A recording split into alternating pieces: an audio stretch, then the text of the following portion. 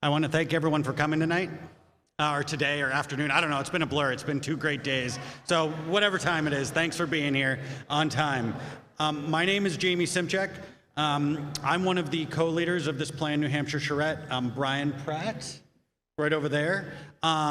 We were so excited to be invited into your town. We had a blast.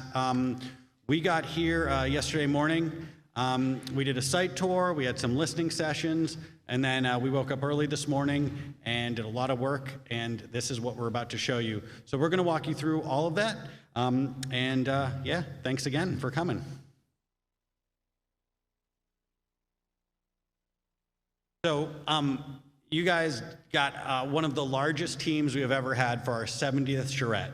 So this is a awesome, experienced group of volunteers, and I just want to thank all of them for coming and lending their time. It's been a pleasure to work with all of you.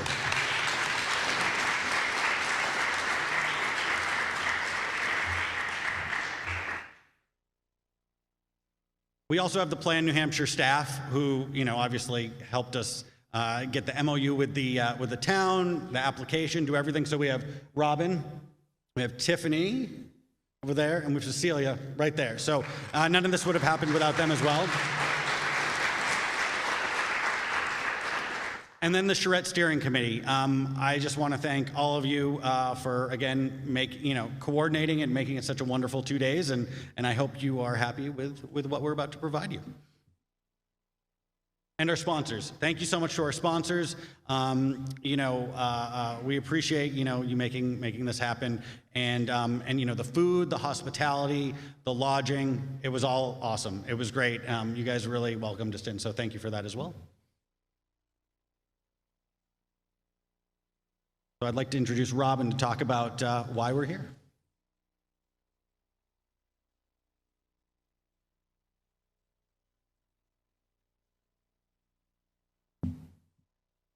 Good afternoon. Thank you so much for having us here. This has been really awesome. Oops, sorry. So we are here because 2 years ago, Wolfeboro submitted an application to Plan New Hampshire for a charrette. Now, who is Plan New Hampshire? We are an independent organization.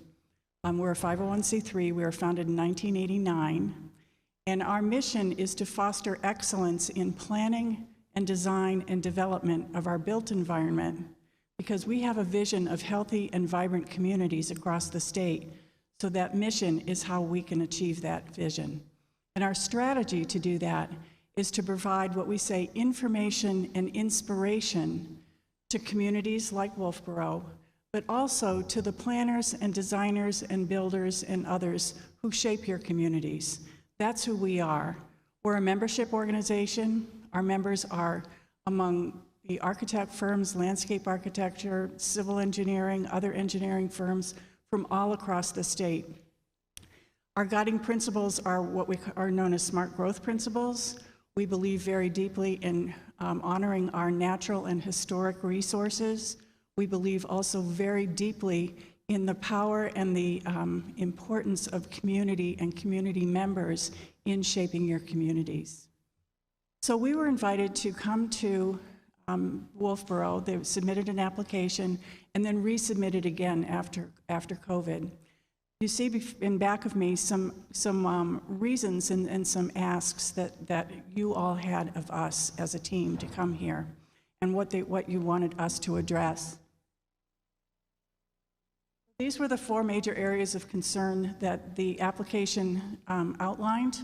We gathered together a team. As you saw, there's 21 members of our team, which is the biggest team that we've ever had. And these folks are among the best and brightest in the state and beyond in their professions. So you're getting really good recommendations, really good knowledge from these folks who have volunteered their time to be with you all and with all of us this weekend. So what you're going to hear is a combination of what we saw, what we heard. As Jamie said, we took a site walk. We talked to everyone. We talked to your select board, planning board, DPW, all kinds of people. Then we listened to all of you, and we asked you specific questions, and from those questions, we found out what really matters to you about this target area. Is there a map of the target area included in this here?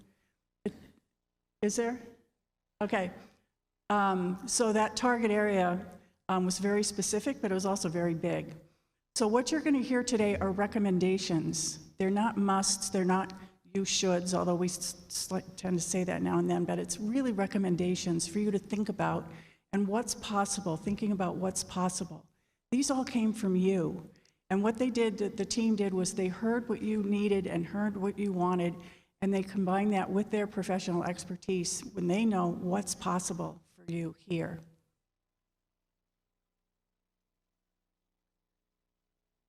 So what's outlined in yellow is the study area. It's basically up and back of the town hall here and goes down to the water and around the playing fields and down Center Street and down to Pickering Corner.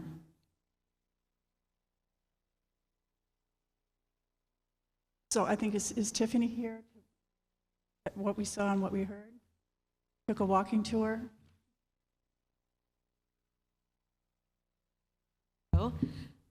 We have a lot to cover in this presentation, so I'm not going to go too detailed into our photos, but we did get a wonderful tour of the study area, and that was all narrated by some of your community leaders. So that was really helpful for us. It's the very first thing we do when we come into a community to work on a charrette. We loved Molly the trolley. That was very helpful for people who are 9 months pregnant.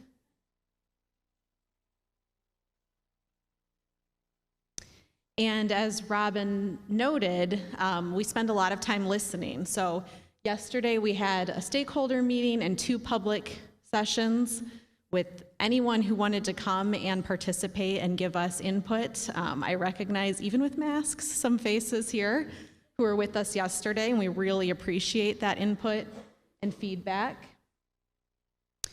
And this is just a list of some of the themes we heard. Of course, there were so many different things that come up, but there's always themes.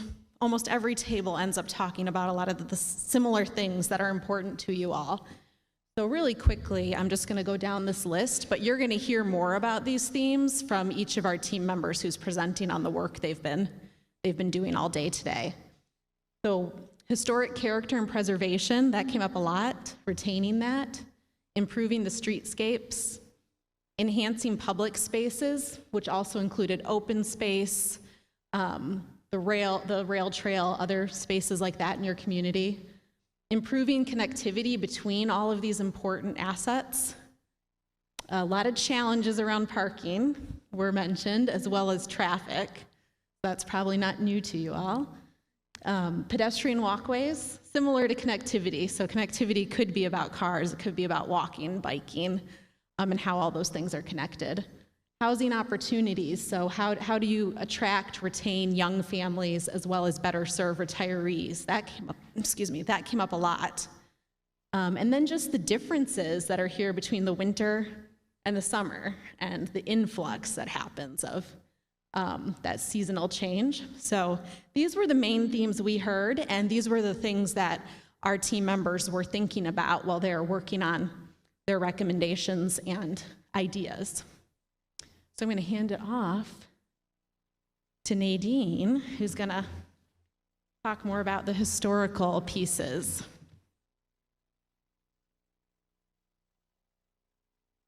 Thank you so much.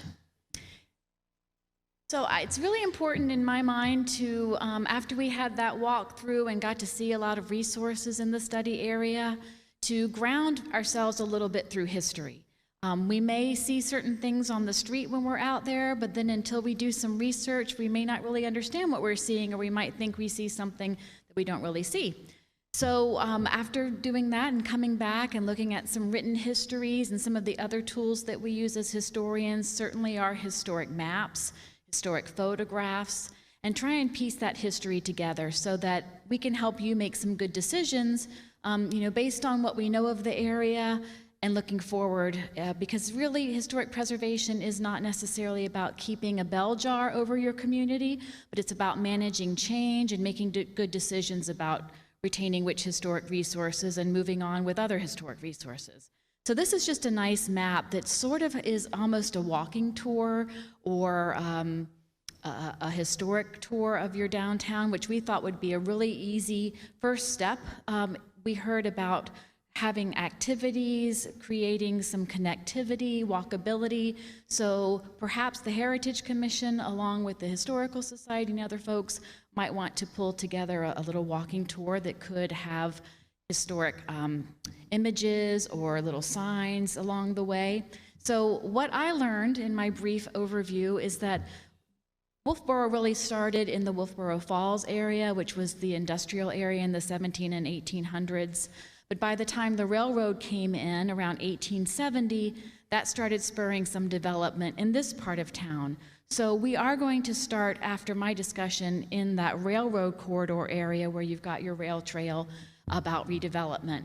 But starting in that left-hand side, where we've got your assets of the train station, the railroad corridor itself, and certainly the freight station, those are wonderful elements that connect you to that railroad history. And I think with the museum involved, they're going to tell much more of the story than we can now. But looking at historic maps, and the one on the left second up there, we learned that there actually used to be a turntable and the railroad workstation there that's no longer there. So there's a lot of opportunity for interpretation. And walking along the rail trail, heading up so that you can look back into our study area along Lehner Street, we can see that that area used to be the back bay that was filled in up in the 60s, but before that it was all water. And there were some lines of rail that went to some industries.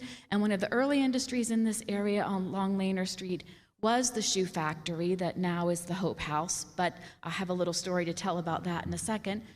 We keep moving forward and heading down Lehner Street, and we've got what was the electric company building we heard so much about the other day, and the fire station. And we continue to move on, and what was the Cinel building that was recently sold? And we look at it and we think, oh, that's probably some modern 1960s building. That may actually have been part of a second shoe factory. And we don't know what's underneath there, so that's a really interesting clue, and I have some maps I wanted to show you after that. But if we head over to Center Street, we can see a lot of change in the 20th century with gas stations and other buildings that were constructed and down towards Center and Main. So I think there's going to be a lot of opportunity in that area for expansion and change, and our team will talk about that. But one thing that is really interesting to me to research are the Sanborn Maps, and these types of maps were created by the Sanborn Insurance Company in the 1800s to the early 20th century. And you can learn so much about a community if they have these maps. And this is focusing on that Lehner Street area. And this is the earliest map from 1892. And what I find really interesting here is you can see the large shoe factory toward the left, sort of an H shape. And there's only a small portion of that left, but this was constructed in the 1880s. And the little pink building sort of in the middle of that H is actually the core of the electric company building now. And when we walked along the street, we would have never guessed that that actually was part of the shoe factory, not just the town's electric supply in the 1930s. So I think that's a really interesting thing. Another thing about this map that I find helpful to help guide decision making is that there are a lot of single family and double family homes, working class housing for the factories at the time that are still on the streetscape today, and I think it's really important to respect those, and if there is some new development, to make it within the scale that's respectable to those resources. This is 1901, and you can already see some change. The regular shoe factory is still there, but now we've got another little square building to the right, which we realized was that Cinel Auto Parts building that's changing hands and possibly changing use. And so then by 1917, we see that the larger shoe factory has been mostly removed. The light company building has another addition on it, but not the front part. So we just learn a lot of layers when we look at maps like this, and I think it can just help us with decision making. So I'm going to pass it on to Randy, I think, who is next to talk about the railroad area. We'll kind of circle back to that.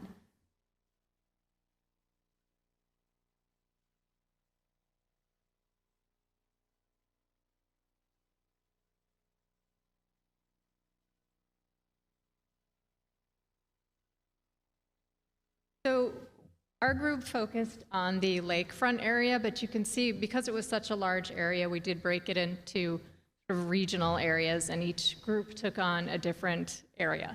So we did lakefront, and we focused on, I'm not sure which. We focused on some of the things that you I've already heard mentioned. Connectivity was very important. Improving the green spaces, open spaces, creating more outdoor gathering spaces for people to sit outside and enjoy what you have to offer here. And also adding more spaces for people of different abilities, to different income levels, and different ages. We focused on safety and reducing the vehicle traffic and enhancing the existing assets.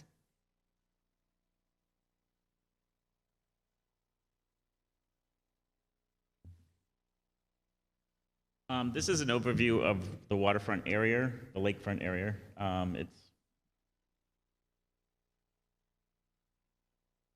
So I'll just start on the left.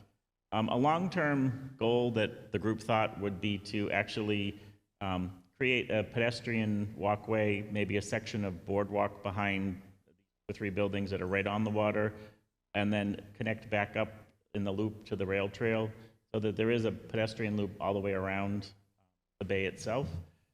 We're calling this our gateway opportunity to connect South Main Street to the rail trail, and we'll have a little bit more detail of that later. We're showing arrows of how traffic is moving through there.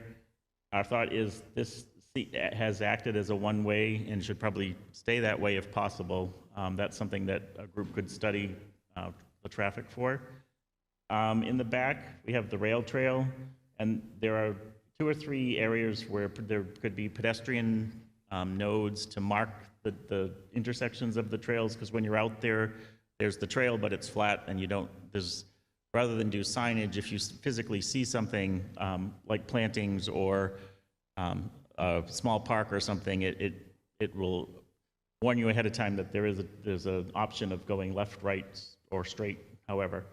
There was talk, too, in the group yesterday about, or in what we heard, the listening session, about creating a pathway behind all of the recreation over to behind the basketball court. So we have shown that connection.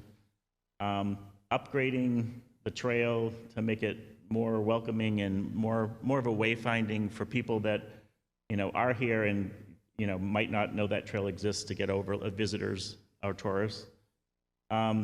Creating a vehicular connection here, it's one possibility. There are several.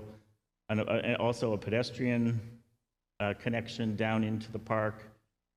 And pretty much our overview area was this area right here, which we're calling the lakefront.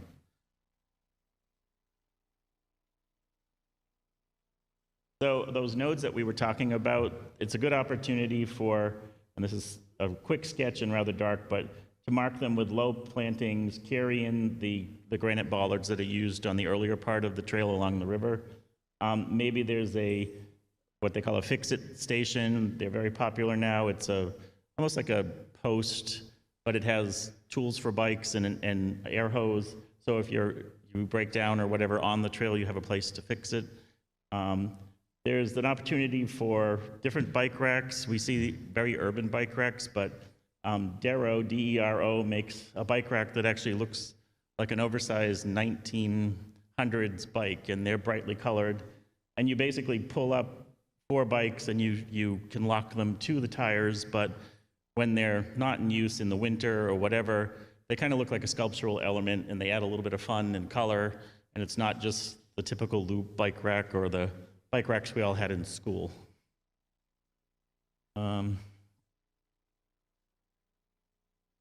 Then we took a look at, let me orient myself. The assets that you have a great rain garden installation with an educational opportunity. Our thought was, this is a drainage area as well. Maybe that could be tied into it with the same type of plantings. Maybe add some screening here to this residential hardscape of a driveway, just to sort of create a gateway to these parking areas in the back. This is the electric power station, substation. Thought was maybe, and I know that you have had opportunity to study this before, as that we were given some of the drawings, but to put in evergreen backdrop, and then maybe there's some form of pedestrian interactive sculpture, maybe something like a kinetic sculpture. I think we have a slide of that. Yep, it's dark, but these areas could be at a pedestrian height and be interactive, and that could be even a design competition with artists and students. And then just evergreens that sort of soften it, because you're never really going to be able to camouflage it, but it would soften it from the view across the bay, and it sort of gives you a barrier from it if you're a pedestrian going down to use the recreation area. Oh, I just added these existing trees because they're out there. They're great that somebody's planted those. This node here is flat, and I know that there's sewer that runs under it, so if it's not an opportunity to plant trees or something that has a deep root system, maybe it's a pocket park with seating, low plantings, and then higher plantings to screen that backside of that same feature.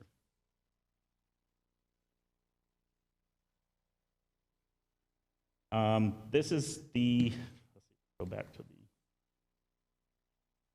so back here there's a plank that's about 12 inches wide that goes across the drainage ditch that people are using to get to this field. So our thought was, it's a great opportunity for another access, and then that trail that's going to run along the back. So maybe it could be at trail height, almost like a footbridge or a dock type itself, and then be at a grade everybody can use, and then just end out into the lawn. And so this could just be constructed with wood. It would be a good scout project, so that's something that could happen immediately as the trail's built. Let's go back to. So we had talked about, we've all been talking about connectivity, the entire team, the traffic engineers, I'm a landscape architect, and we still talk about traffic. But the thought was to get people up here without having to come all the way back. There's no loop, but there is one opportunity that could be a pretty quick fix.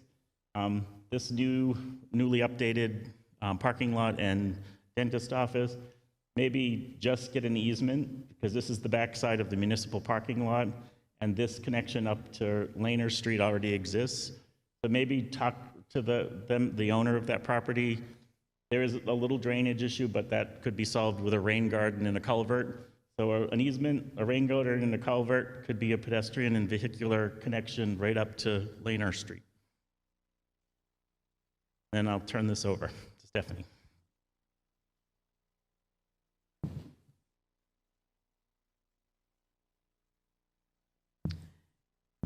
Okay, so again, one of the things that we heard was a lot of connectivity of Back Bay into the Main Street, pedestrian access, building on that, safety issues with traffic and pedestrians, traffic calming issues.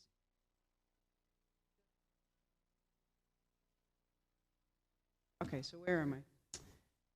So this is South Main Street here. I would envision, or something that we all kind of agreed on was a way to maybe through the town CIP process to do a complete streets type of situation here on South Main Street.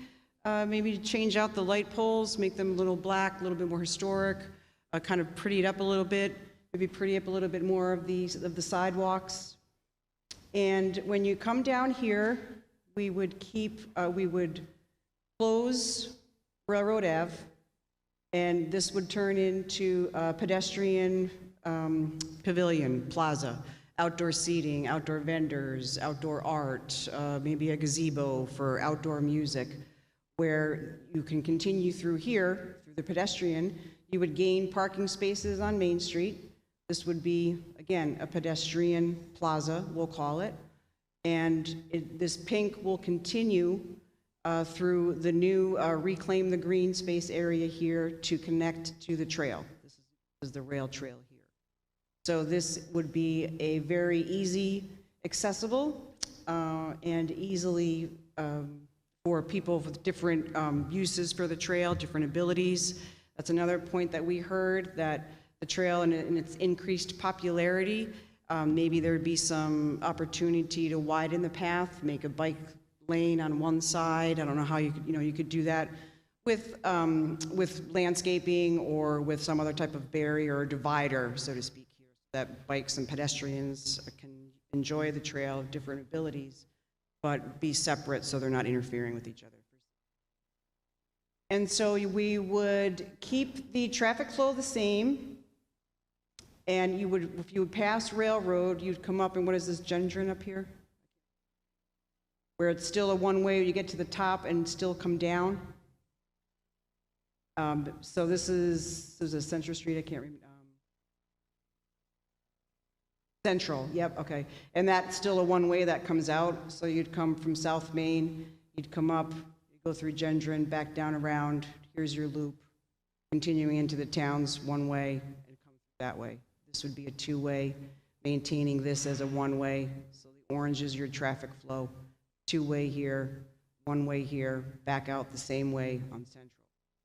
This hatching is the proposed complete streets type theories and designs as far as for Central Street, maybe changing some of that parking to the parallel parking, bringing out the sidewalks for traffic calming, for outdoor seating, for safer bike and pedestrian access on this area here. It's pretty tight in there. I'm sure I witnessed today someone coming up with a pickup truck and a trailer, just kind of making precarious moves through there. So I'm sure it's much worse in the summertime.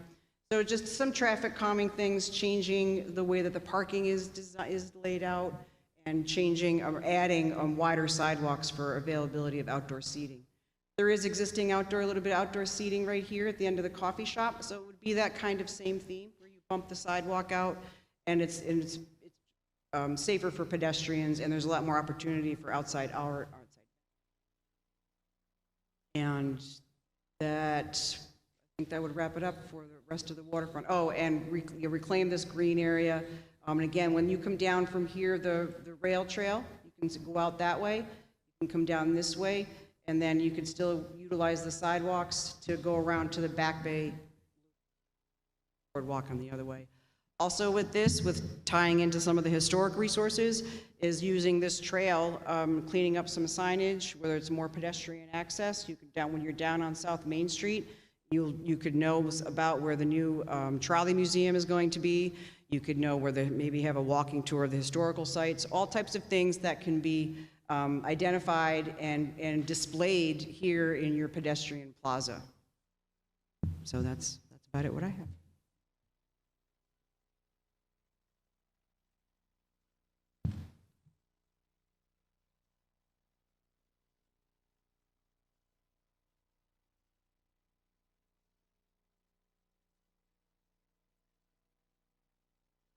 Okay, so before we get too deep into Lehner or Center Street, we're going to talk a little bit about housing, because that's something that came up a lot, not just in yesterday's listening sessions, but also in the application and in your 2019 master plan. There seemed to be agreement that housing is a priority here. So we heard that Wolfeboro needs housing for members of the workforce, for families, for young families, for older citizens, for folks who are retiring or empty nesters. And we heard that businesses are struggling with recruiting and retaining employees. And in fact, even in the summer when the population in Wolfeboro is just booming, that businesses were not able to stay open consistently, that there were some forced to close or to operate at unpredictable hours, and it was because their workers couldn't find anywhere to live, and that was a big challenge.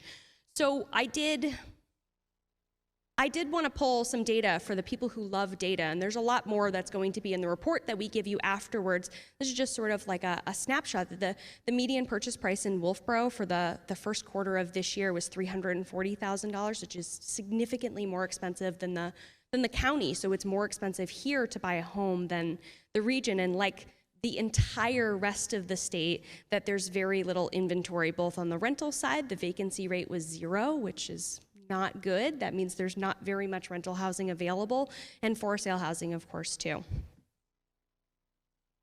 So I'm going to show you sort of what we saw and what we noticed when we were on our walking tour and we were walking up and down, particularly Lehner Street more than anywhere else. We saw a lot of housing, some of it really, really beautiful, that doesn't match what's in the zoning ordinance. So these houses wouldn't be able to be used or developed the way that they're being used today under current zoning today. So it was particularly this blue one with the red doors was the first one that caught my eye. And it looks like it probably at one point maybe was a single family home, but now there's at least 5 units in there, and that wouldn't be allowed under current zoning. So how do we capture what we already have on Lehner Street that we love, that blends in with the character, that is the character of the street, and make that something that we're allowed to build more of now? Something else that we learned was about the sort of precedent here. So this is the sort of history. Does the housing today match the history of, or the development, the zoning today, match the history of Lehner Street? And the answer was sort of no. So this is you may recognize the Cinel Building, the former automotive building. The picture here is what it looked like back in the day when it had 4 stories. So this is a historic photo of this same building that's on Lehner Street, and I'm not necessarily saying we have to have that level of density, but we already have, and there's a history of this level of density on Lehner Street already that would create more opportunities for housing. The other thing that I heard, so speaking of sort of areas of opportunity in addition to that building, was this site that's on the corner of Center and Pine that already has this foundation laid down, that we were thinking, and when we heard from you, is that maybe that's a good opportunity, a good place to put some housing that's affordable to the workforce. It's within walking distance of where folks can work. It's within walking distance of the downtown and the businesses that are on Lehner Street. And that's an area of possible opportunity, but in order to get there, we would have to change some zoning. And I made some sort of specific zoning recommendations, exploring increasing the residential density, the units per acre, and the height in the C1, the Central Business District, which is where our whole target area is. And part of that is to match what's already on the street that we already have and we already love. I maybe would recommend exploring amendments to the inclusionary zoning ordinance, which is written right now isn't working and isn't creating workforce or affordable housing, but it could be. And I already promised Tavis, your planning director, that I would send him some model ordinances of some inclusionary zoning ordinances that work elsewhere in the state. And part of that might be, so exploring opportunities related to encourage owner occupancy. So you want more. What we heard yesterday was that you want to see more year-round residents, and discouraging sort of short-term rentals. You want fewer of those sort of short-term rentals or seasonal housing. And I don't have any brilliant ideas for that, but there are ways that we could explore that. And one of the recommendations might be that the next step might be to consider applying for a municipal technical assistance grant.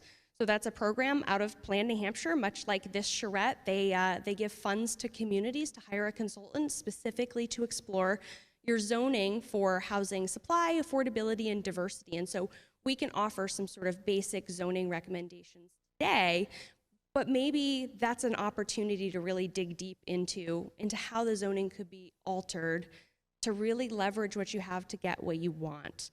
And the other one I included in there was considering lessening the restrictions for accessory dwelling units. So those are like mother-in-law suites, apartments that are within or attached to your home. In Wolfeboro, we only allow attached, so they have to be inside the home or attached to the home. There's no reason that they couldn't be detached accessory dwelling units. And the other thing too was about maybe allowing those by right. A lot of communities are going in that direction instead of by conditional use permit, because what they're finding is they're not really learning that much from the public hearing or making homeowners go to the planning board to be able to build an accessory dwelling unit. So now I'm going to turn it over to Bob and Eric.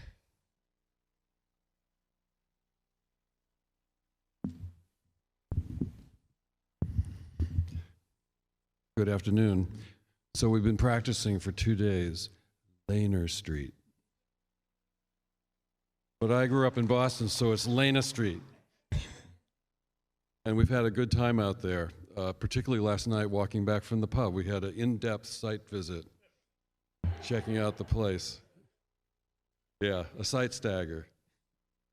So we have had a lot of fun with this, and I have to say that our aspirations and hopes for housing to be a significant part about what we would look at with you have actually come to pass. And so what we wanted to do in this presentation was to, since we know that you're worried about your history and want it to be reflected in your future, is we had the historical perspective. We have heard all the way along, in fact, from the first time that anyone from Plan New Hampshire came here, was the need for workforce housing has been stated right up front. And so we're here to give you basically an example of deploying that perspective into one particular street, which is Lehner Street. So we're calling it Lehner Street Reimagined. And there's a couple things that are going on here. I'm going to find this fantastic pointer here. No cats in the room, right? I can't. And I'm not going to get the puppy going. So I'm going to turn so I can point and think at the same time. So there are two major things, or I'm going to say three major things we're thinking about Lehner Street. One is that there are existing assets that have either are good to just assume they're going to be there and stay. They are an investment, they're a use, and they're a great example of the history of this whole neighborhood. So the building here, the Families in Transition building, is one example of that. Great use, great place. It's a part of the neighborhood, and the building, as you saw in the historical maps, is basically a part of the historical timeline of this place. Next to it is the light company, which now we know kind of started in the back and worked to the front. It's a building that's literally an unfolding timeline of 3 different eras of structures, 3 eras of fuel and the use of those. And it wants a new future. So yesterday afternoon, we had a fabulous presentation by 2 of your local Girl Scouts who have, as you know much better than I do, a fabulous presentation and proposal to take the building and make a major, yes, and here it is right here in 3 dimensions, and take the building and have a community investment to preserve it, bring it up to code, deal with any contamination issues, lead paint, basically clean it up and give it a new life, and then have that life be a community center for teens and also a senior center. Now, I will say that within the conversations of our group is we love that idea, but we think at some point that the town's going to want more than just what's in that building. So we need to be flexible for the future. Someone said yesterday, make sure you're planning for 20 to 50 years for our town. We're not just talking like now, we're talking a long-term thing. So just keep that in mind, that the future for this, once we make sure that it's going to be saved and up to code and able to be used in productive ways, is that there may be other things that want to happen there, and we probably ought to reserve you the option for that flexibility. So the renovation of the light building as a community center. We have there's mixed opinions about the fire station. Some people say make it go away. If you make it go away, all people will say is, well, that's where the fire station used to be. If you fix it up, you'll say, wow, I never imagined it could look that nice. I think you went through something like this even in this building here, is what I understand, a revelation of renovation. So what we think is actually they go kind of nice together, and that could be a part of sort of a long-term strategy for uses of community center. And so we have basically what we're showing here is the renovation of the community center of the light building, at least some kind of stabilization, if not renovation of the fire station, and maybe even look at a connection between them, relocate the little parking lot out of there and make it a nice south-facing garden area, perhaps with a sunroom, a great sort of complement to senior center activities in particular. Well, I can get some vitamin D in the sunroom. And then have this be, sort of a community complex here. And then on the lower side, we can basically connect down over to the pathway system, the amenity system of the parklands, and eventually, connect on the lower side out towards the lake. So that's one part of Lehner Street. Another part is the Cinel Building, which, as you see, we're seeing one thing right now, but there's something else under that metal siding, and there was something even more else, a few decades past when it was multiple stories. So that is certainly a candidate for a renovation as it is. Pull all the siding down and basically treat it as a a restoration of the factory box, and probably could be really cool loft-like housing in there. It's a different character than your neighborhood character, but that building and the portion of the families in transition is basically the legacy of this neighborhood. You had factories, you had workers' housing. That's basically the entire history, and we think that informs the future. So this is a highly eligible candidate in a variety of configurations, and Eric is going to touch on those a little bit when we go to some of the other images. And then starting back down the street, back towards Center Street, is we have an existing building here, and I call it the most perfect neighborhood house in Wolfeboro. Its proportions are absolutely perfect. It's got a nice scale to the street. It's got a porch. Needs a little love, but it's really, it's an example of what we think is best about this neighborhood. So here's our example of what we're thinking. Is if you imagine basically new housing going down the street from Cinel heading towards, basically towards the entrance into the parking lot for the municipal parking lot, is if you essentially took the scale and character of the historic buildings that are on the other side of the street, we put them on tracing paper, we flipped the tracing paper over, moved them to this side of the street, and basically we have the neighborhood that is on those 1910 maps of the Sanborn Maps that is your history. So we have housing.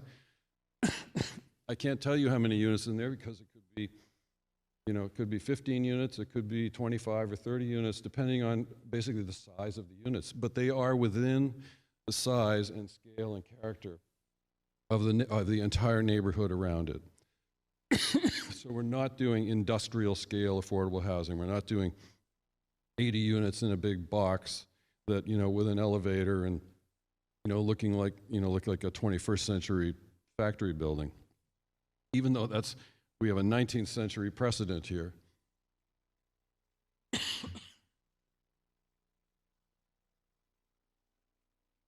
Eric, why don't you talk about these? Eric is going to bring us into the 21st century because he did all this on the computer. It's a little dull here. Yeah, so I think as we were looking at the street, it was really important to get a sense of the scale of what's going on at the street level. And it really helped me to take a step back, kind of zoom out, and really look at what your streetscape looks like from the Families in Transition building and then all the way down to the gas station at the end. I really appreciate, we saw some photos that Sarah had brought up from across the street, some really wonderful single-family and multifamily homes. And as Bob had mentioned, I think there's a really great opportunity to maintain the scale that you have already on that street. And I think we're looking at, as Bob had mentioned, some additional housing, really maintaining the character of the neighborhood that's there already, and infilling some of these empty lots. In this particular view, where actually we are maintaining some of these existing buildings like the electric building and the old firehouse, we think those can be readapted and reused, and whether or not it's the community center or in the future it could change into something else. But to me, this really helped just give me a really great sense of scale. We did look at actually adding on top of the old Cinel Auto Parts building. I didn't want to get too focused on form or anything like that, but really just to give you a sense that you could build this building up to be multiple stories, and it actually still does tie back in to this side of the street where Families in Transition currently is, and then it sort of steps down in scale. And I think as you experience the street, it's a really nice transition going from building to building and experiencing the character. As Bob had mentioned, we really enjoyed the experience of being on the patio at the brewery at night and watching people walk by and enjoy themselves on a beautiful Saturday night.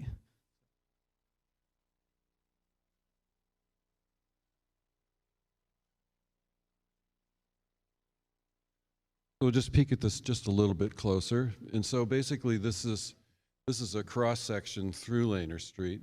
And you know, as many of you recognize, the south side of the street is basically set up on a little bit of terrace, and the buildings that are over there, whether they have a porch or a front stoop, some of those are a little precipitous, is basically we could come down, you know, basically step down to the slope.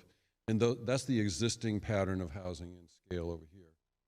On the north side is we like the idea of sidewalk basically, although it goes up a hill, it's gradually ascending lengthwise. Is each of those houses, as you saw, Eric's long section, is that they basically step up the hill, and each step allows you, as the sidewalk climbs, is at a point, there's a sweet spot when the sidewalk can basically step onto the porch.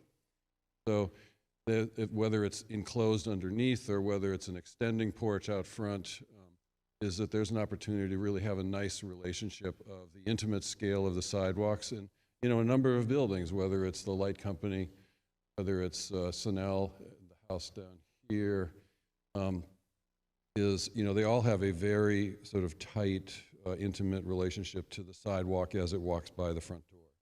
So this is just looking at that. But one of the things that was important to us was, you know, knowing that that people are going to be here. Most of them are probably going to own a car, and so we want to have the parking, but we don't want to have front yards of every dwelling having cars all over the place. So the nice thing is that on the back side of all of these buildings, the grade drops down between 10 and 15 feet, basically a little more than a floor, and so we can basically tuck parking at a basement level along all of them. And there's 100 different configurations for how we could do it. You could do it building by building. You could also connect them all with sort of a carriage house-like thing. Some of the old photographs that show the coal bins, they're like 300 feet long out there that were along the railroad tracks. You could have essentially sort of a carriage shed like back to these buildings that would have more than enough space to have covered parking for all of the units. So we're kind of excited about this section, and this is the section of again, it's the history, and it's, you know, that history then gives us a need for your neighborhood. Okay. Tony is next, and he's going to bring us around the corner through the municipal lot and towards Center Street. Going to get a script.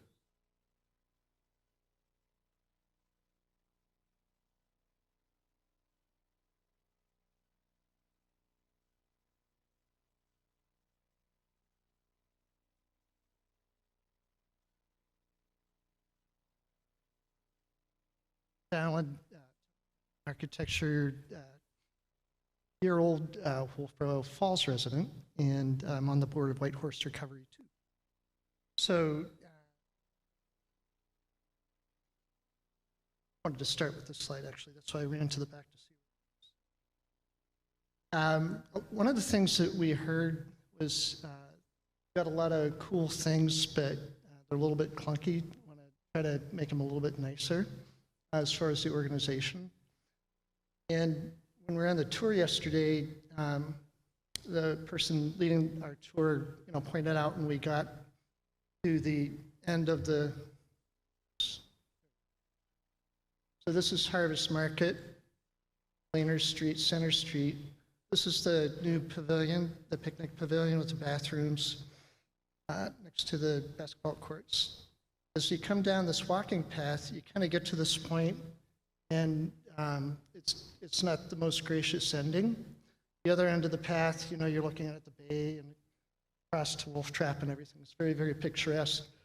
So I and some of the other traffic engineers that'll follow after me took on possibly trying to improve the experience as you got to the end of this path. And so as part of all this, one of them, the next guy suggested we relocate the playground so as to be able to add more trees to the parking lot by redoing this, be able to have some trees here and here instead of just 100% asphalt. So at first there was talk about the playground over here, but I know the parents watching kids at the baseball like to have the kids so they can monitor, both sets of kids this way and that way. We thought about maybe the playground can go beside the pavilion, kind of coming up to the big tree that's here. And then the other thing that struck me was this could be an opportunity. My challenge really is the back of Harvest Market. It's the back of the house. It's the back of the dumpsters. It's, I at first, in my mind's eye, I thought about doing a planted wall. You can actually plant, have little planting boxes going up a wall. It's pretty neat, but there's just so much stuff going on there, it wouldn't work. So, but the thing that came to mind for me was the Wolfeboro oil building that is there currently. We could replace this and let this be a nice focus. Come up with a really nice building that some additional retail that would have, a covered porch here and also a covered porch on Lehner Street. And so be able to give you kind of a focus as you get to this point. You could kind of look over and see, oh, here's some nice cool boutiques, some shops. I might want to go up and check this out, because part of our hope is to, as you come down here, you kind of have something to continue drawing you along and over to the other items on the other side of the road. We have a gem here currently, his and her salon. It's a pretty building. So we already kind of have something nice here. I suggest they might want to take, there's a pretty heavy screen here, kind of blocking the front of the view of the building. From there, that might come down.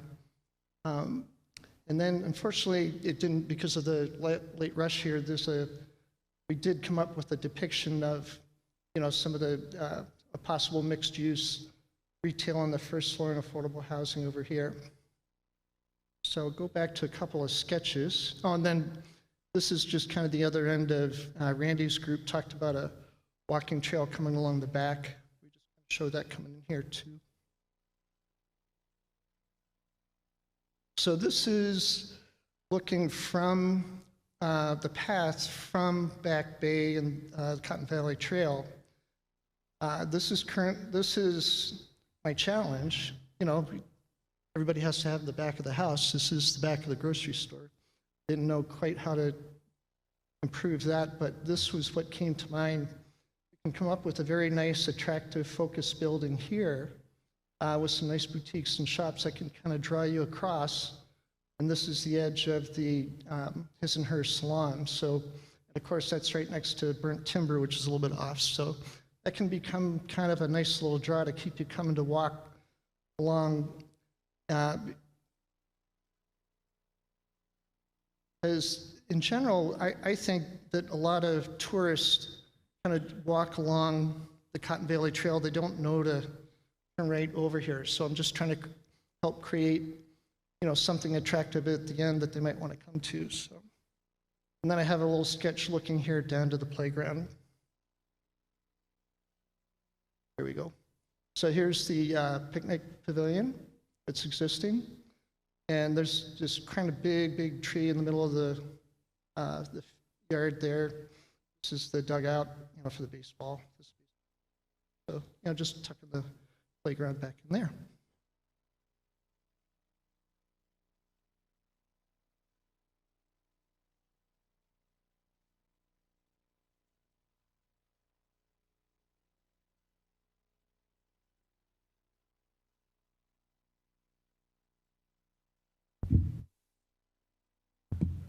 All right, I'm here to talk about some of the transportation on Center Street.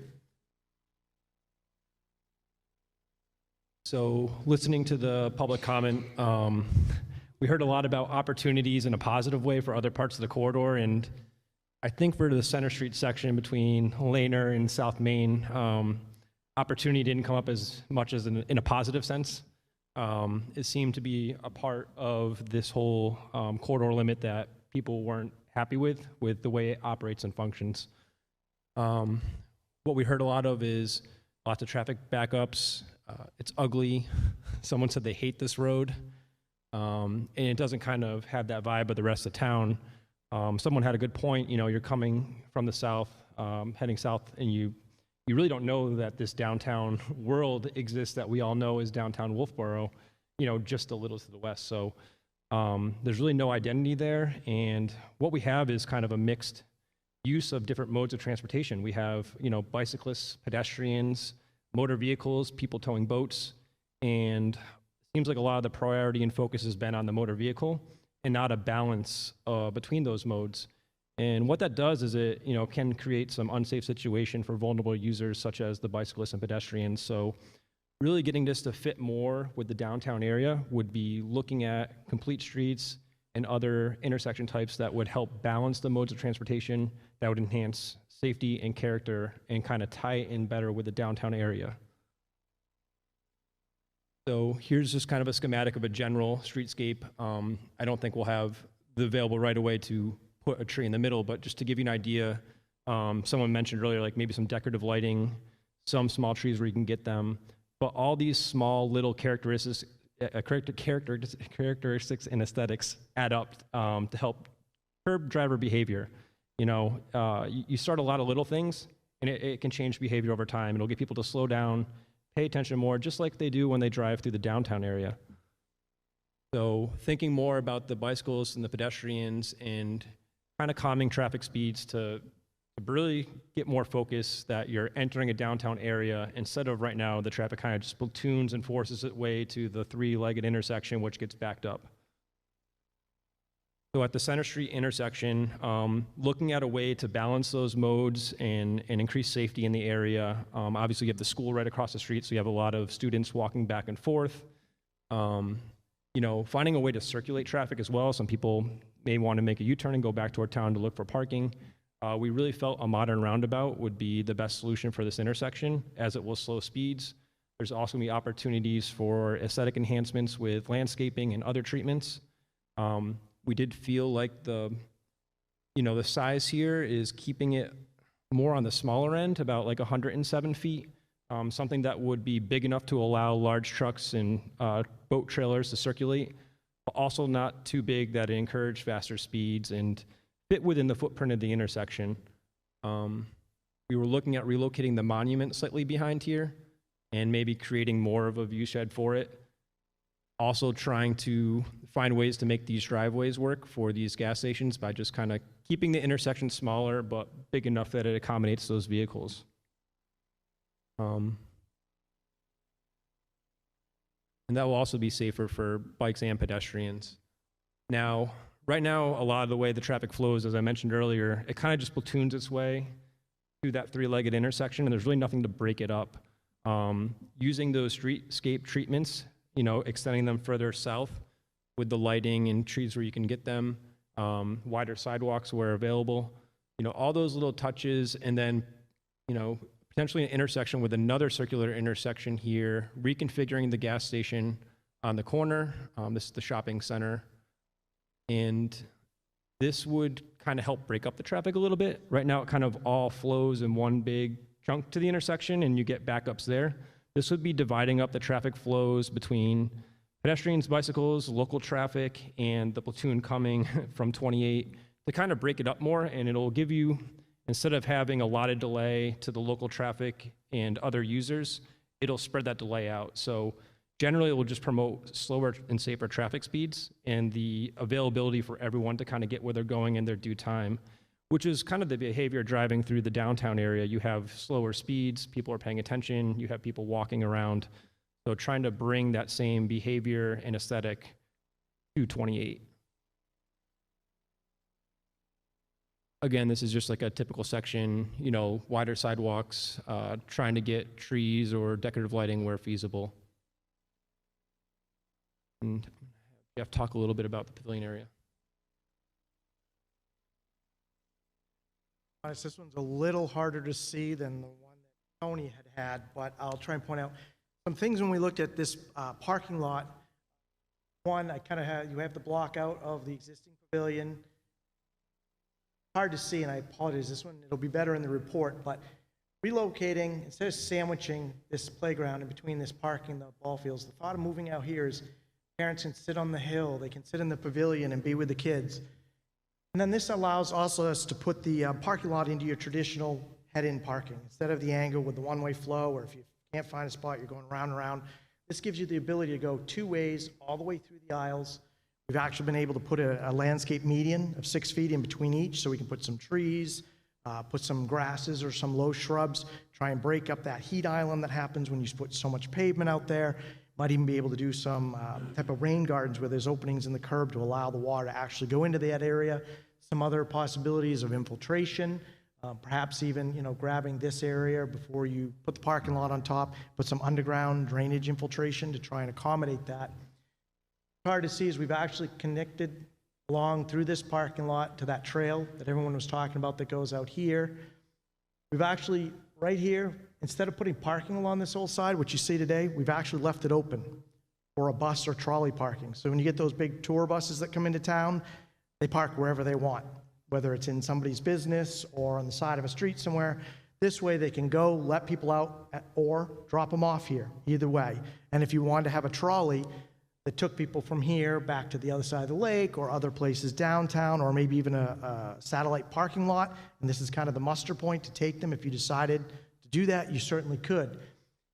This pedestrian way that Tony had showed, to try and make it feel like the pedestrians take precedence there, we would actually recommend doing some sort of different treatment, whether it's concrete that's colored or painted in some interesting way, or whether you do some sort of scored asphalt or something, but not just paint. Paint wears away, so does the memory. So if we put something there 8, 10 feet wide, flush with the rest of the roadway, so it's not an impediment for vehicles, people understand that is the pedestrian walking, and that connects all the way across in the path, all the way through, and to these uses over here. So they feel more tied into that area. We need to activate it. We need to make sure the pedestrians can understand that they're there. Another thing we looked at is actually on Lehner Street, was right now this sidewalk dips down to the driveway. So your first impression is the driveway has precedence over the pedestrians that want to cross. We would actually recommend slightly building a little bump out here so that we can ramp up off the road to a flat sidewalk. So the pedestrians actually feel that going through that area, they have precedence. So the cars are having to stop for them, not just pulling all the way out to the street, and then the people have to either wait for them to pull out or walk behind. Because it's annoying. We've all done it. We all kind of give the driver the look like, really, you couldn't wait 5 seconds? And that's kind of the feel. And the other thing that's nice is the trees in this area and everything we're doing here actually help break up that look of the back of the house, as Tony called it. And then this also, like I say, ties in, and you saw the roundabout that was here. Kind of figure where that roundabout is. That other crosswalk ends up being right here. So you're really bringing the people in, and there's a crosswalk right there. And the nice thing is the speeds drop at the roundabout. So unlike up here where people are worried about the speeds, when you're crossing at the roundabout, people are approaching it 20, 25 miles an hour, not 40 down the hill. So you're now actually creating, and when you actually put the cut through that splitter island, as we call it, there's actually a pedestrian refuge in the middle. So the nice thing is, the pedestrian only has to watch the one car coming down the hill toward him. They step in, look to the car coming around the roundabout to make the second maneuver. So you're not doing this back, forth, who's going to give me the brake, who's going to stop for me. You only have to make eye contact with one driver, which is a nice feature. With that, I believe I'm kicking over to Michael from Michael's Musings.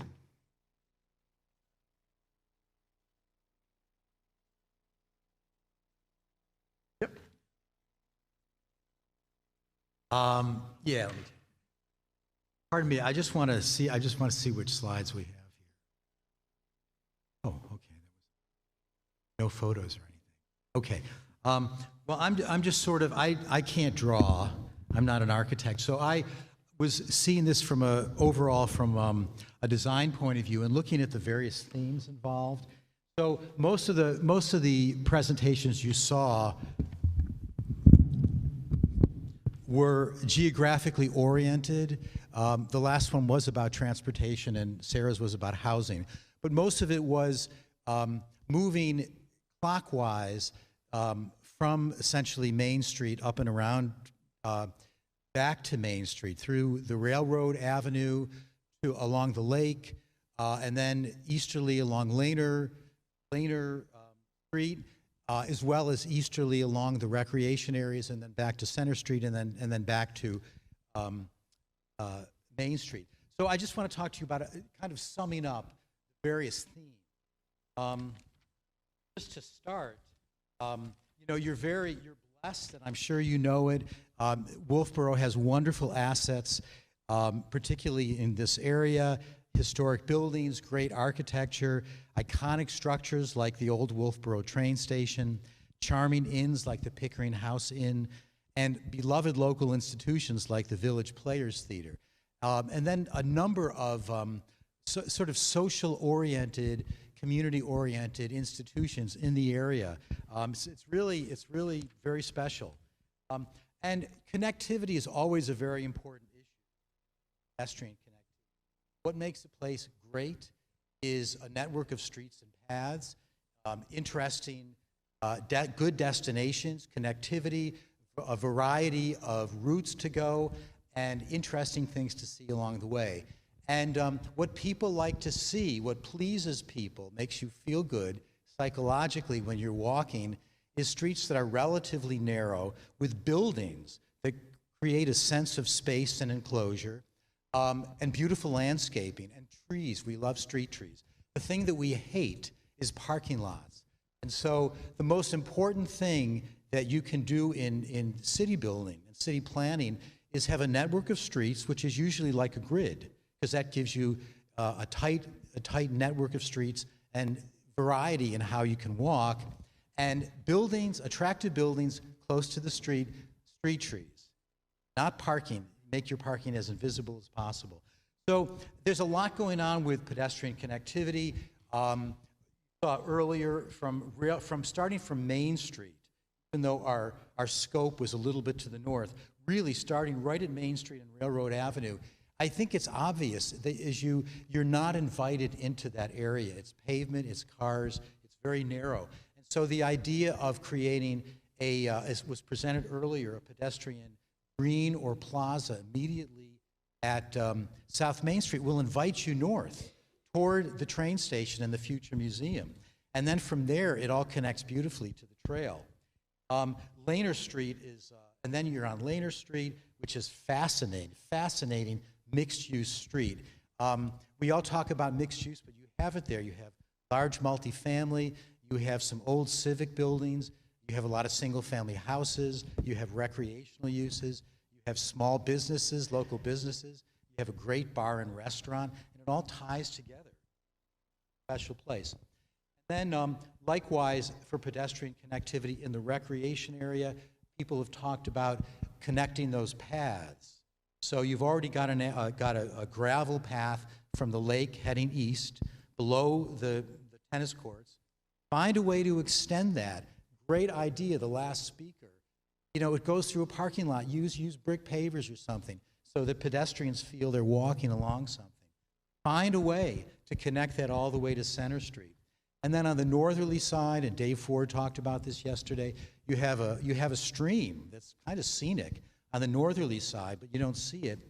Run a path from the lake as far east as you can to the town parking lot, and then where the Todd lot is now, or adjacent, run another path connecting. So you'll have a whole loop there. And then again, parking is key. Ironically, parking is essential, but it's also, again, it should never be permitted. And your zoning ordinance specifies that. The proper way to handle parking, on-street parallel parking or on-street diagonal, behind buildings or in satellite parking lots like you have. It's great, by the recreation area. Hopefully people visiting and residents are willing to park in those rear areas and walk down, or you could even have a regular trolley. And street with your streets, there's some traffic calming on Lehner Street. I wasn't clear if there's a lot of traffic there or high speed.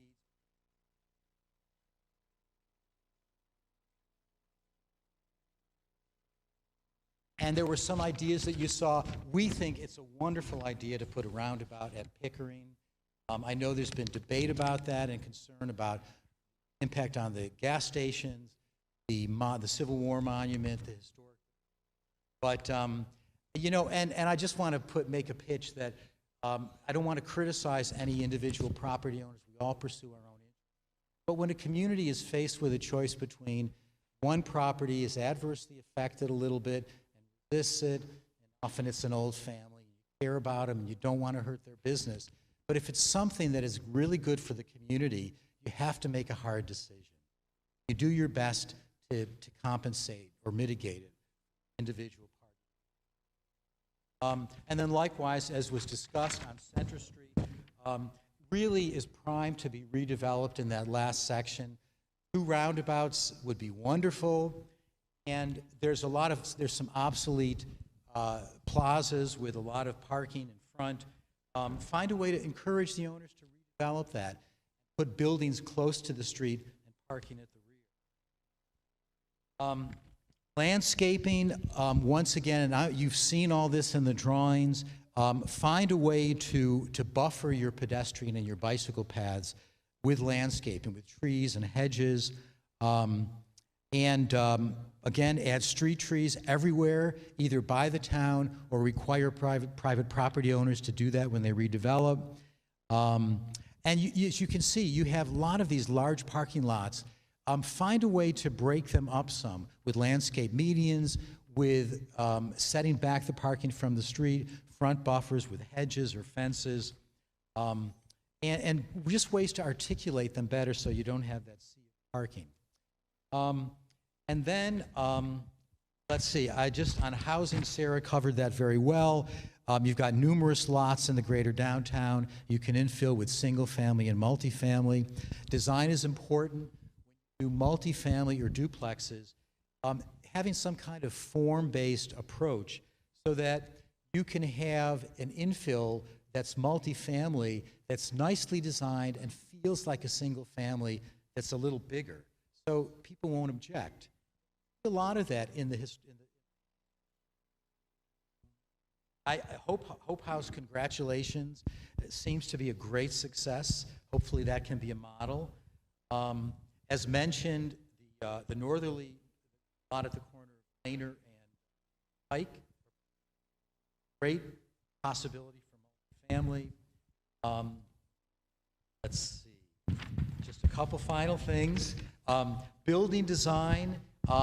Architecture has a huge impact on the quality of the environment, and fortunately, Wolfeboro adopted some recent regulations, and I applaud you for that. That's excellent, and respect them and implement them.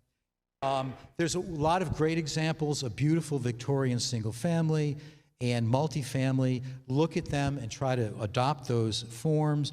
Recognize good design that you have, like the municipal electric building. I know there's debates about the former fire station, but if you can keep it, it's kind of a cool building. And even some more contemporary buildings, like the mid-century modern former Citizens Bank, the marble one on Center Street. Cool building. It's not in a best use right now.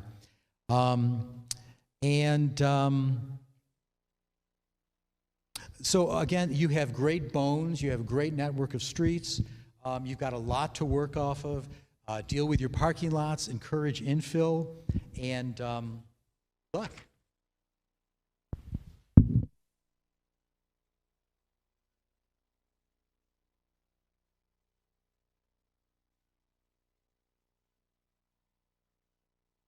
I'm not a planner or an architect or a traffic engineer, but one issue that I really came up with is the development issue. A lot of pressure on development now from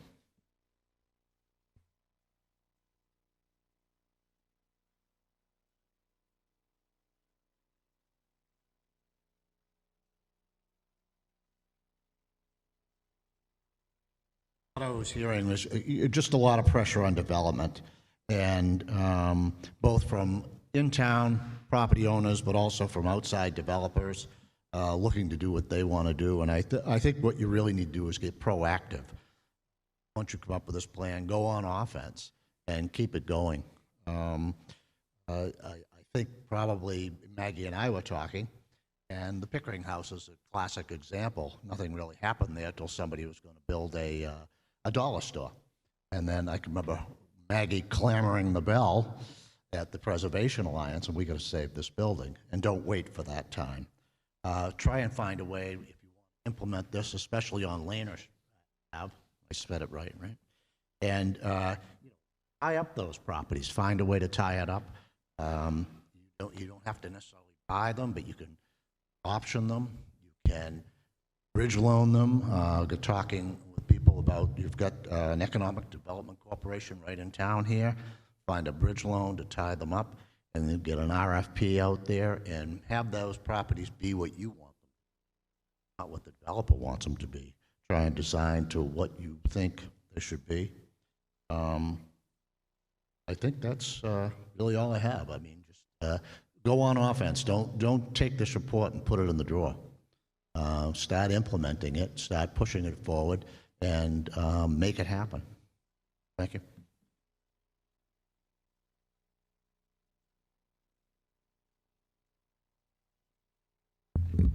Wow, we've certainly heard a lot today, haven't we? So what's next? Each and every one of you has it. If you're a resident of Wolfeboro or a business owner here, you have it within you to make something happen. You have it within you to say, this is what I want, and this is how I want to participate in making it happen. There's a lot there. There's a lot to absorb, but think about that. You have it within you. You here in the room, the you watching from on the community television, and some of you will be seeing this in recording. We recommend that you think about it. Go home, jot down some of the things that you still remember in another hour, some of the high points.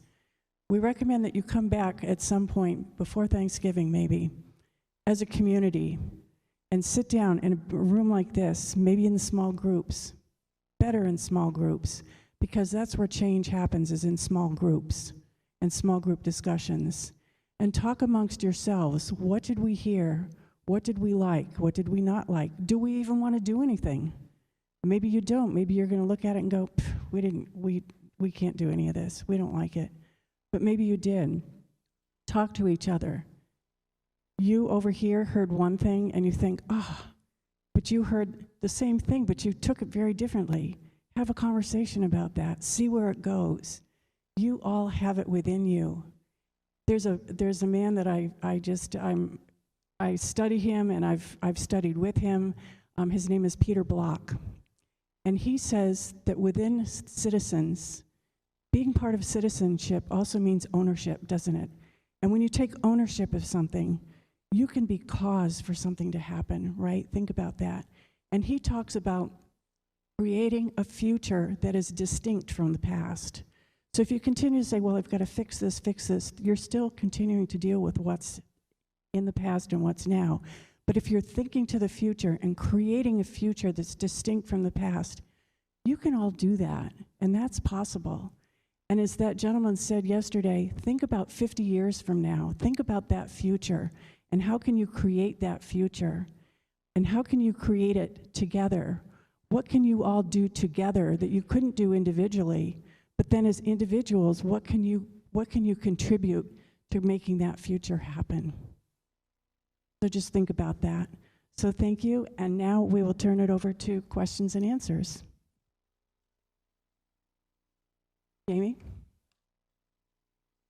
you have any questions for any of our team?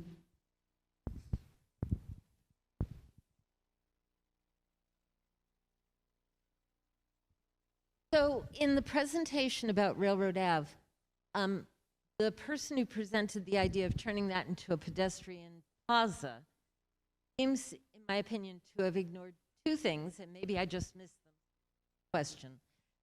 She talked about gaining parking spaces on Main Street, but ignored the fact that we would lose a good 40 parking spots on Railroad Ave.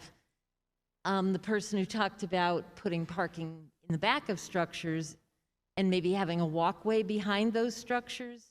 Those structures are literally on the water. There is nowhere to walk or park behind those structures. And as a regular customer, Bradley's, I have a big question about how I'm going to get 50-pound bags of soil to my vehicle if I have to park way off-site and not in front of the store. So I think I love the idea of a pedestrian plaza, but I think those three things just didn't fit. And I'm wondering if somebody can answer how to make that.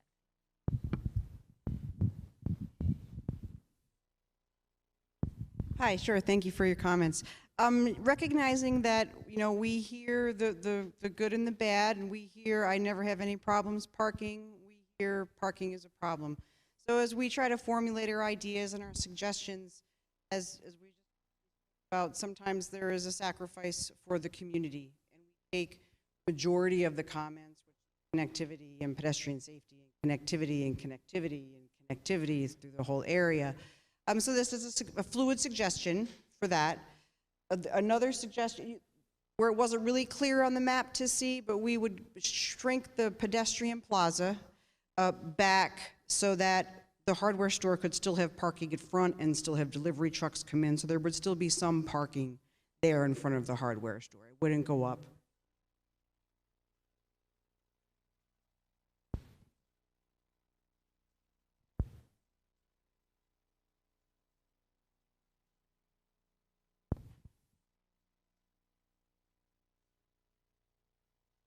And as far as, like I said, as far as for the parking spaces, you know, a loss of 30 or 40, there's one or two, there's a few more that you would gain on Main Street. The handicap parking would be replaced. You know, again, it's pedestrian access, it's pedestrian safety, it's connectivity. It's what the main kind of theme that we've been hearing this weekend about connecting the downtown to the back, advertising that, connecting and using the trail, using your assets.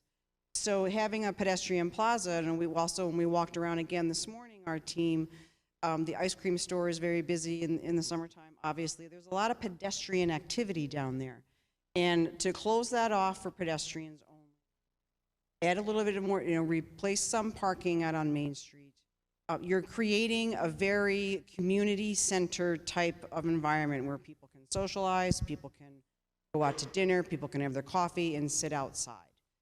So an alternative to that, if there is way too much of a concern, again, this is all fluid recommendations, but I like a lot of pedestrian activity, a lot of pedestrian access, a lot of places, especially in that area where you're so close to the docks, ride your bike down there, get to the docks, etc. So, but another option would be to keep Railroad Ave open, but then go back to another complete streets theme, where you're widening out the sidewalks, maybe parking on one side and sacrificing like another side for outdoor seating, wider sidewalks, pedestrian access, and as well as connecting the trail. Now, we even heard it on Lehner Street, where, you know, they're proposing to have special, you know, markings in the pavement or a different material to highlight the pedestrian trail. Well, that theme can be carried through our whole region.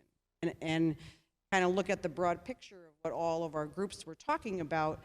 It is very connected, and that's what we were hearing. We want the connectivity. We want the pedestrian safety. We want connectivity to the Back Bay, to the Main Street. We want the businesses to be able to be accessed. Your greatest jewel there, besides the bay and the lake, is the rail trail. So this is a very pedestrian-oriented type proposal. If you build it, they will come. Up for the parking issue. But it does really, you know, so that, like I said, another option, 1A, would be to keep Railroad Ave open and adopt some complete streets policies, where, okay, you'll, instead of losing 40, if that's, you know, if that's the number, then you're going to lose 20. But what you're going to lose in parking, you're going to gain on pedestrian access and pedestrian activity, and pedestrian-driven economic development. It's a toss-up. Thank you for your question. Did I answer that for, I mean, yeah? Sure. This? Oh, yeah, sorry. The questions about the roundabouts, I've sat through several meetings where that has been raised. The problem seems to be that those are state roads. We have no control over them. Was that considered in your efforts to do design work? Sorry. Thank you. Good question.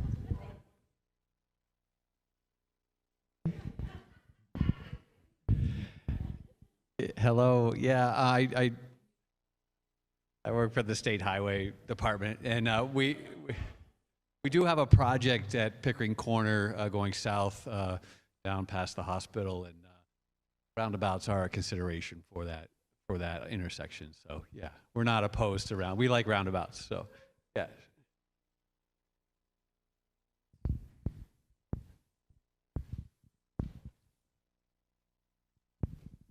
I serve on that particular committee, and when we looked at roundabouts, we were told that you were going to have problems with both gas stations, and you were going to have to move not only the monuments, but Richards Hall or the Richards Building at Brewster. Is what you're proposing going to fit without having to do that?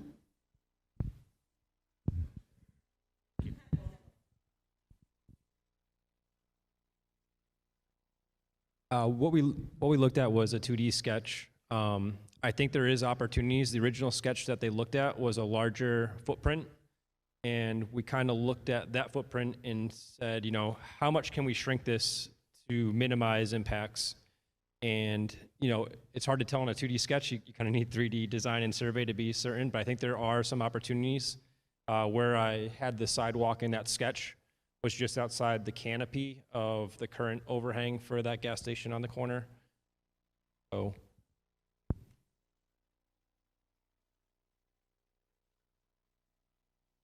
Yeah, so this orange line here kind of represents the back of the sidewalk. You can kind of see the rectangular shape of the canopy here, which looks like today some people are already kind of taking that maneuver over the curbing and sidewalk there. So we're naturally bringing the road to where people are driving. I think too, this is about 107-foot diameter between the island curbing here. If you kept about this size, I think there's also some opportunities to shift it a little bit more into the field if you needed to. Roundabout design is kind of an iterative process to kind of find the ideal location. But in short, to answer your question, it's hard to say for certain what the future of this property is, but I think if it was a resource the community was interested in saving, you could balance the needs of the design to try to work with that. I think the biggest issue would be access in, and they would be right out about where you want the pedestrian crossings. So, by pulling this a little that way, does that, help offset that concern? That would be something that needs a little bit more thought and consideration. But certainly I think, everything's possible depending on what you want to balance. Different colors. Oh, yeah. So in this drawing, the orange is sidewalk. And again, it's just kind of quickly sketched on. These orange shapes are the splitter island heads, and the pedestrian crossings would go directly behind these gaps here. Kind of see this orange sidewalk flowing around the outside, and then traffic would circulate this. Oh yeah, go ahead. So just kind of to help clarify, the black is where all the cars would drive. Then that red area is what we call a truck apron. It's raised up a little bit, it's flat. That's where the tractor trailer trucks, the boat trailers, the buses, they're able to use that area to help them navigate around. And then the green area would actually be a vertical green curb area with some landscaping or some other feature. So look at that there. We would look at designing for the largest vehicles that need to go through there. We do recognize it's a state road, so that is a really, really big tractor trailer truck. But we also want to make sure that speeds are slow, hence why we kind of keep those black areas a little bit tighter. Yeah, and it's very similar to what the original roundabout design looked like, just kind of shrinking it and making it fit a little bit better context of this area.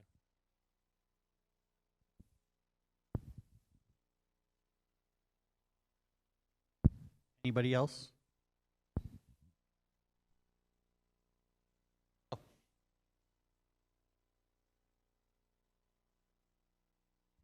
It's being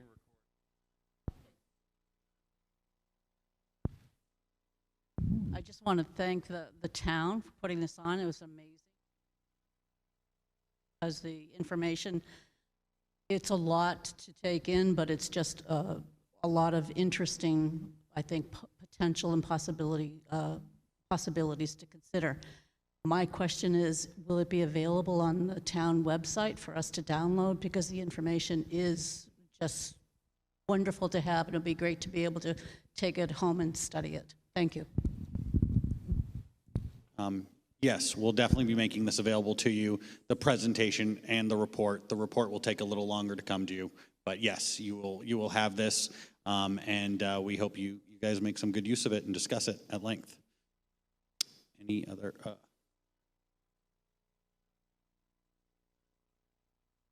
All right, well, I just want to close with a few things. First of all, thank you very much for welcoming us into your town. I don't know if you could tell the enthusiasm by the team, but we loved our 2 days here.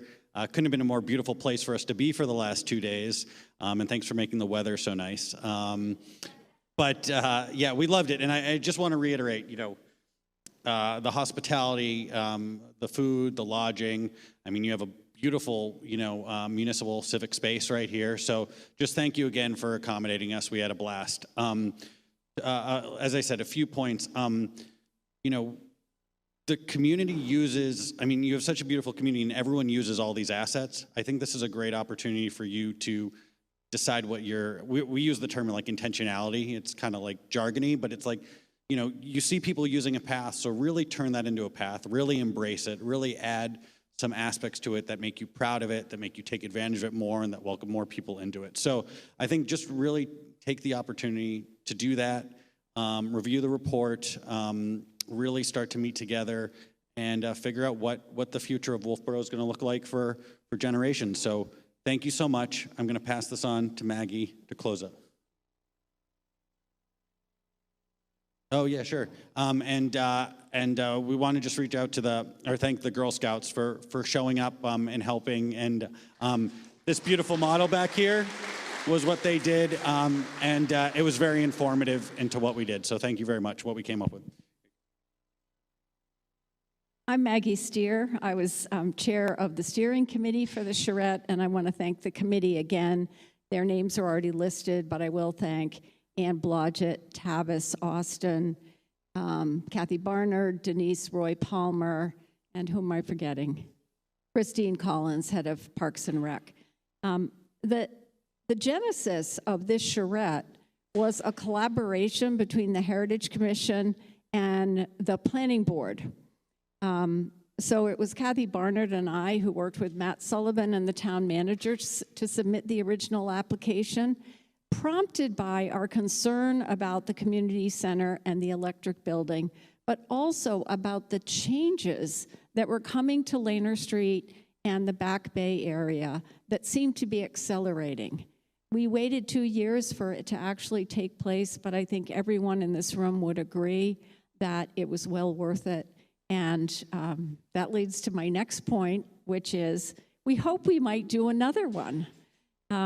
We heard from people on the other side of Back Bay and Bay Street who expressed interest in having a charrette to include connectivity for that part of town to downtown and to this part of town. So while it might not be led by the Heritage Commission and the Planning Board, I would say that there is certainly support and encouragement for that. The other great thing that has come out of this is that we've started talking to each other more and listening to each other. The town committees, I hope, will continue to collaborate and work together with town departments, citizens, and businesses. And I think this was a great opportunity to build community in addition to generating some great ideas.